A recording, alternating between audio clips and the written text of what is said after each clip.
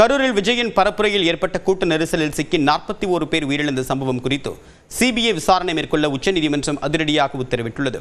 கரூர் வேலுச்சாமிபுரத்தில் கடந்த 27ஆம் தேதி நடைபெற்ற தாவேகா தலைவர் விஜயின் பரப்புரை கூட்டத்தில் ஏற்பட்ட நெரிசலில் சிக்கி 41 பேர் உயிரிழந்தனர். இது தொடர்பான வழக்கை விசாரித்த சென்னை உயர்நீதிமன்றம் கூட்ட நெரிசல் குறித்து ஐஜி அஸ்ராகர் தலைமையிலான சிறப்பு புலனாய்வு குழு விசாரிக்க உத்தரவிட்டிருந்தது. இந்த உத்தரவை எதிர்த்து தாவேகா தரப்பில் உச்சநீதிமன்றத்தில் மேல்முறையீடு செய்யப்பட்டது. கூட்ட நெரிசல் விவகாரத்தில் உச்சநீதிமன்ற ஓய்வு பெற்ற நீதிபதி கண்காணிப்பில் சிறப்பு புலனாய்வு குழு அமைக்க வேண்டும் என்று முறையிடப்பட்டிருந்தது.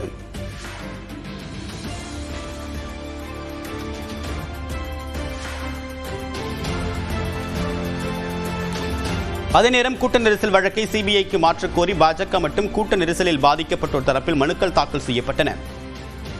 இந்த மனுக்கள் உச்சநீதிமன்றத்தில் நீதிபதிகள் மகேஸ்வரி மற்றும் அஞ்சாரியா அமர்வில் விசாரணைக்கு வந்தன. அப்போது அனைத்து தரப்பு வாதங்களை கேட்ட நீதிபதிகள் கரூர் கூட்ட நெரிசல் வழக்கை சிபிஐ விசாரணைக்கு மாற்றி அதிரடியாக உத்தரவிட்டனர். சிபிஐ விசாரணை மேற்பார்வையிட ஓய்வு பெற்ற உச்சநீதிமன்ற நீதிபதி அஜய் ரஸ்தோகி தலைமையில் 2 IPS அதிகாரிகள் கொண்ட சிறப்பு புலனாய்வு குழுவை அமைத்தும் உத்தரவிட்டனர். அரசியல் கட்சியினர் ரோட் ஷோ நடத்த நிலையான வழிகாட்டு நெறிமுறைகள் வகுக்க கோரிய வழக்கை சென்னை உயர்நீதிமன்றம் முறையாக விசாரிக்கவில்லை என்றும் உச்சநீதிமன்ற நீதிபதிகள் கண்டனம் தெரிவித்தனர். தமிழக வெற்றிக் கழகம் மற்றும் விஜய் தரப்பின் கருத்துக்களை கேட்காமல் அவர்களுக்கு எதிரான கருத்துக்களை தனி நீதிபதி செந்தில்குமார் தெரிவித்திருப்பதாக அதிருப்தியை வெளிப்படுத்தினர். கரூர் மாவட்டம் உயர்நீதிமன்ற மதுரை கிளையின் அதிகாரப்பூர்வ எல்லைக்குள் வந்தாலும் அந்த வழக்கை உயர்நீதிமன்றத்தின் பிரதான அமர்வில் உள்ள தனி நீதிபதி ஏன் எடுத்துக்கொண்டார் என்றும் கிரிமினல் வழக்காக விசாரித்தது ஏன் என்றும் சரமாரியாக கேள்வி எழுப்பினர். இதுகுறித்து உயர்நீதிமன்ற பதிவாளர் விளக்கமளிக்க வேண்டும் என்றும் உச்சநீதிமன்றம் உத்தரவிட்டுள்ளது. கரூர் கூட்ட நெரிசல் விவகாரத்தில் மனுதாரர்களுக்கு தெரியாமலேயே சிபிஐ விசாரணை கோரி மனுக்கள் தாக்கல் செய்யப்பட்டிருப்பது மிகப்பெரிய மோசடி என்று தமிழ்நாடு அரசு தரப்பில் முறையிடப்பட்டது. இதனை கேட்ட நீதிபதிகள் போலி மனு தாக்கல் செய்த விவகாரத்தை விரிவாக ஆய்வு செய்த பிறகு தேவைப்பட்டால் சிபிஐ விசாரணைக்கு உத்தரவிடப்படும் என்றும் தெரிவித்தனர்.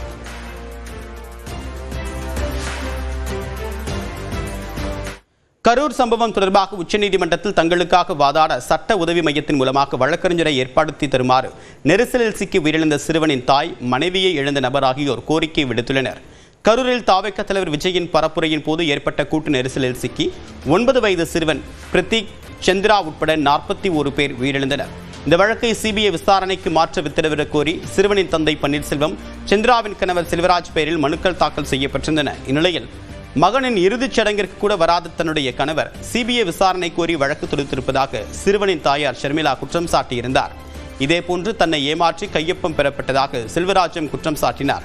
இந்நிலையில் உச்சநீதிமன்றத்தில் காணொலி வாயிலாக இருவரும் ஆஜராகினர். அப்போது தங்களுடைய ஆலோசனை இல்லாமல் உச்சநீதிமன்றத்தில் சிபிஐ விசாரணை கேட்டு மனு தாக்கல் செய்யப்பட்டிருப்பதாகவும் தங்கள் தரப்பு விளக்கத்தை கொடுப்பதற்காக வழக்கறிஞரை நியமிக்க வேண்டும் என்றும் கோரிக்கை விடுத்தனர்.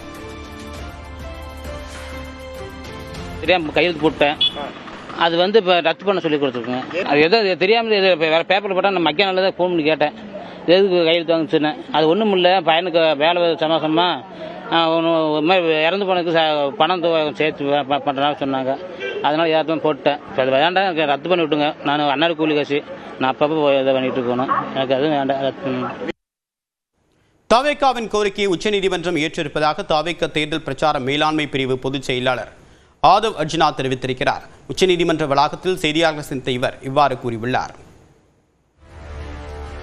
எங்களுடைய கோரிக்கை முழுமையான கோரிக்கை அக்செப்ட் பண்ணப்பட்டிருக்கு. அதுல முக்கியமான கோரிக்கையா நாங்க கேட்டோம், ஒரு கமிட்டி ஃபார்ம் பண்ணணும். Supreme court 3 members committee form பண்ணணும்னு கேட்டோம். சுப்ரீம் கோர்ட் ஜட்ஜ் ரிட்டையர்ட் ஜட்ஜோடைய தலைமையில் ஃபார்ம் பண்ணணும்னு சொன்னோம். அந்த 3 மெம்பர்ஸ் கமிட்டியை இன்னைக்கு அக்செப்ட் பண்ணியிருக்காங்க.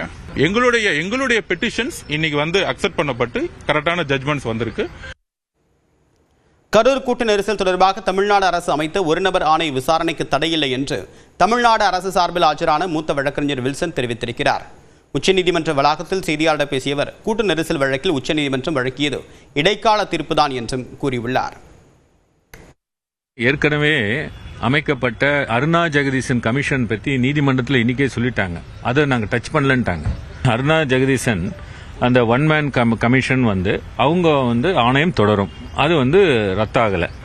இரண்டாவது, இந்த சிட் இன்வெஸ்டிகேஷனை அவங்க இது வரைக்கும் என்ன இன்வெஸ்டிகேட் பண்ணியிருக்காங்களோ அதெல்லாம் டிரான்ஸ்ஃபர் பண்ண சொல்லியிருக்காங்க. அப்படின்னா என்ன அர்த்தம்னா, இன்ன தேதி வரைக்கும் அவங்க செஞ்ச விசாரணையெல்லாம் சரியானதே தான் அர்த்தம். தீர்ப்புன்றது இன்ட்ரிம் ஆர்டர் மட்டும் இல்லாமல் இந்த ஃப்ராட் விஷியேட் சாலுமேக்ஸ் நான் சொல்றேன் அந்த டாக்டரின்ல நாளைக்கு மோசடியாக தீர்ப்பு பெறப்பட்டது என்று தெரிந்தால் நீதிமன்றம் அதன் வித்ட்ரா பண்றது கூட வாய்ப்புகள் உள்ளது. கரூர் கூட்டு நெரிசல் வழக்கில் சிபிஐ விசாரணையை கேட்காதவர்கள் உச்சநீதிமன்ற தீர்ப்பை கொண்டாடுவது ஏன் என்று தமிழ்நாடு அரசு தரப்பில் ஆஜரான மூத்த வழக்கறிஞர் வில்சன் கேள்வி எழுப்பியுள்ளார். யாதவ் அர்ஜுனா அவர் சொல்லிட்டு போறாரு, சிபிஐ எங்களுக்கு விக்டரி எங்களுக்கு அப்படின்னு சொல்றாரு. தேவையில்லாம மற்றவர்களுடைய பெயர் அவரெல்லாம் இழுக்கிறார். இந்த சிபிஐ கேட்காதவர்களுக்கு ஏன் சிபிஐ வந்து விட்டது என்று கொண்டாடுகிறார்கள்? சிபிஐயே அவங்க மனுவில் கேட்கல, அவங்க வழக்கறிஞர்களும் சிபிஐ வேணான்னு தான் சொல்றாங்க. ஆகவே இதெல்லாம் பார்த்தீங்கன்னா இது இந்த வழக்கு இந்த உத்தரவு இவங்க பெறப்பட்டது உண்மையிலே யாருக்கு மக்களுக்கு பயன்படுமான்னு தான் நீங்க பார்க்கணும். ஒரு கிரவுட் கண்ட்ரோலிங் மெக்கானிசம், நீங்க இவ்வளவு பேரை அழைச்சிட்டு வரீங்கன்னு சொல்லிட்டு அதுக்கு மேல நபர்கள் வந்தா நீங்க அதுக்கு பொறுப்பேற்றுக்க மாட்டேங்கிறேன்னு சொல்றீங்களா? தண்ணி ஏன் கொடுக்கல? அந்த இடத்துல ஏன் டாய்லெட் வசதி நீங்க பாத்துக்கல? இந்த மாதிரி ஒரு இடத்த நீங்க ஏன் தேர்வு பண்றீங்க? நீங்க எழுதி கொடுத்ததுனால தானே அந்த தேர்வு ஆகிறது. இதெல்லாம் அவர்கள் ஆணையத்தை ஃபேஸ் பண்ண வேண்டியது இருக்கும்.